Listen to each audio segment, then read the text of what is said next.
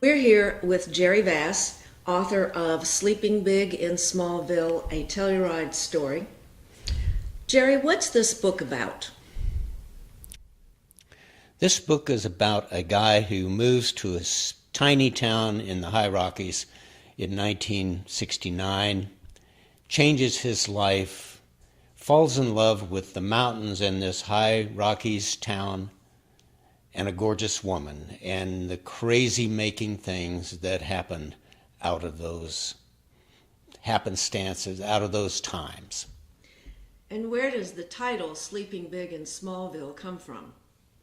Well, everybody in the city was having a big time and what I call sleeping big. They were with gorgeous women. I was in the advertising business, and so we were surrounded by models and gorgeous women, and people were doing those women, and I call that sleeping big. But when I got to Telluride, I fell in love with this fabulous woman, and that's what I considered sleeping big in a small town, sleeping big in Smallville.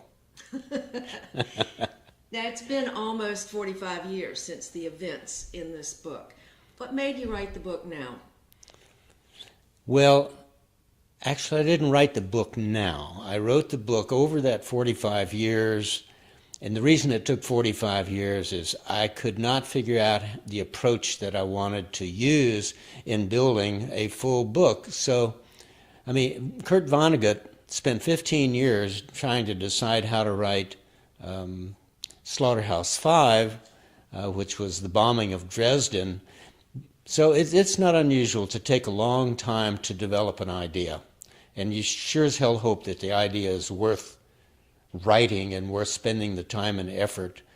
And you sure as hell hope that you're not taking up people's time without them having a good time doing it. And this book is about having a good time. It's about laughs. How much of this book, of the characters, the events, is actually true? Well, it's true. It is true. I call it 91% true because when you're writing, you have to move the story around sometimes. But the essence of the book, it's there and it is true. It really happened.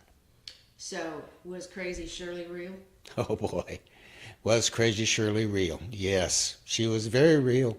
And I was so knocked out by this woman that she made me crazy.